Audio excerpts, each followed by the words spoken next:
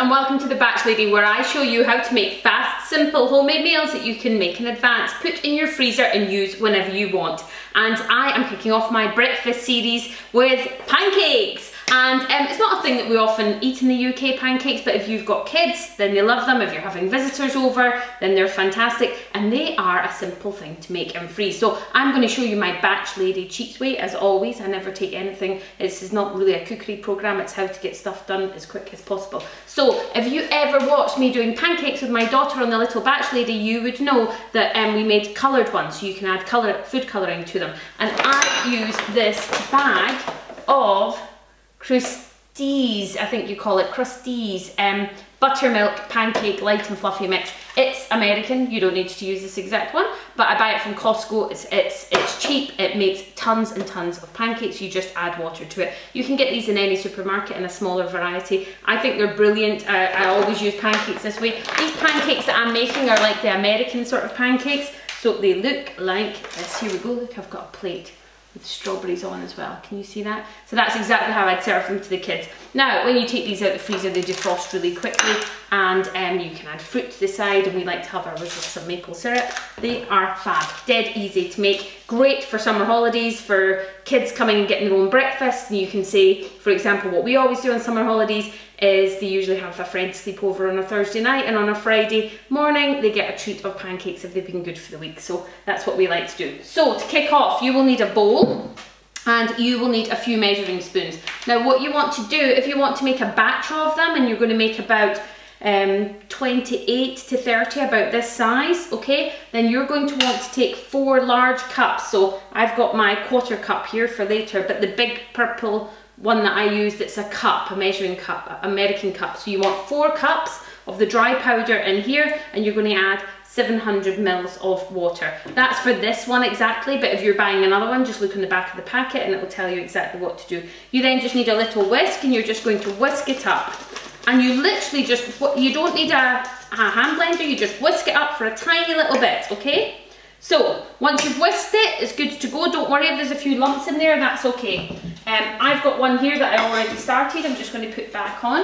Now what I like to do is just get, people use butter, people use all different things. I find butter burns. I like to get a little bit of kitchen roll, and I just put some olive oil on it and give it a quick white brown. So you're not really getting the olive oil, but you're just getting a little bit. Now when you get your, I'll do it here, but usually you'd have it on the hob.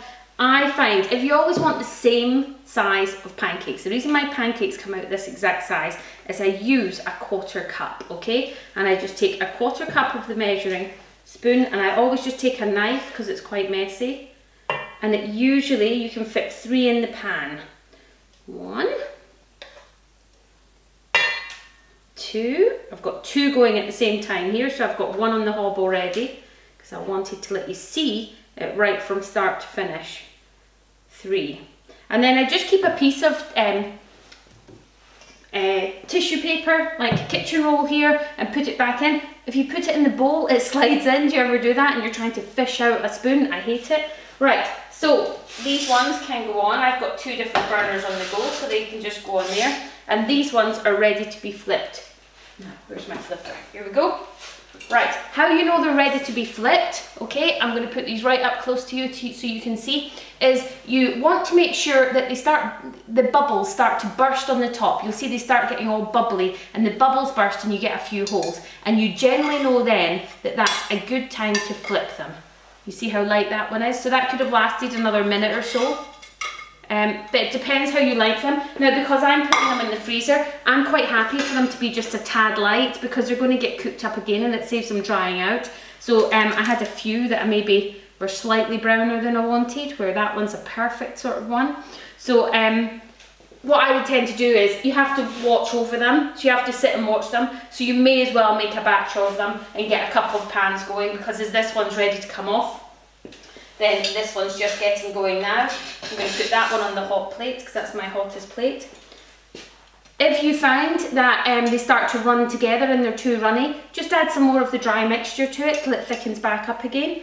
Okay, when you think your pancakes are done, you can put them on a cooling rack. If you don't have a cooling rack, don't worry about it. Just take them off of the actual hot pan. Okay, I usually leave them there for a couple of minutes on the cooling rack.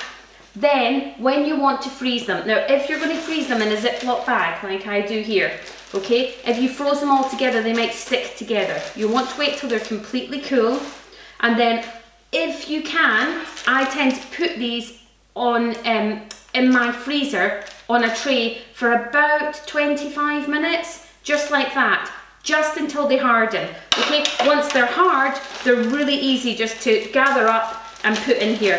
And once they're hard, they're not going to stick together, so I sort of flash freeze them. Now, if you don't have room to flash freeze them, as long as you stack them and you don't put lots of weight on them, so as long as you're not jamming stuff on the top of it, as long as you stack them like that, when they come out, even if they're slightly stuck together, they quite often just pull apart. Like if you've ever frozen bread, it does the same thing and it quite often pulls apart.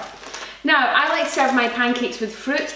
If I'm freezing my pancakes, I never add fruit to them. I think they go a bit soggy and they don't do as well when they come out, so I prefer just to put the fruit on the side. But I literally spent, it's a Saturday morning, I spent an hour doing this.